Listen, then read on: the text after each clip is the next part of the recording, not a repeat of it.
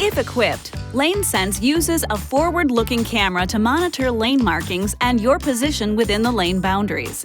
To activate the system, push the LaneSense button on the center stack. A LaneSense On message will appear in the instrument cluster display. If both lane markings are detected and you unintentionally drift out of the lane with no turn signal, or if you depart your lane in a direction opposite what you've signaled, LaneSense provides a steering wheel torque warning to remind you of the lane boundaries. For example, if you apply the left turn signal but try to depart the lane to your right. In these situations, LaneSense will also provide a visual warning in your instrument cluster display. You can override the torque warning by applying your own torque to the steering wheel at any time. You can also adjust the strength of the steering wheel torque from low to high, as well as the timing of the warning from early to late in the Uconnect system.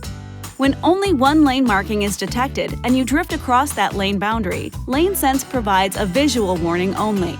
To deactivate the system, push the LaneSense button again. LaneSense retains the last system state, on or off between ignition cycles. This video is not intended to take the place of your owner's manual. For complete details and other important safety information, please see your owner's information.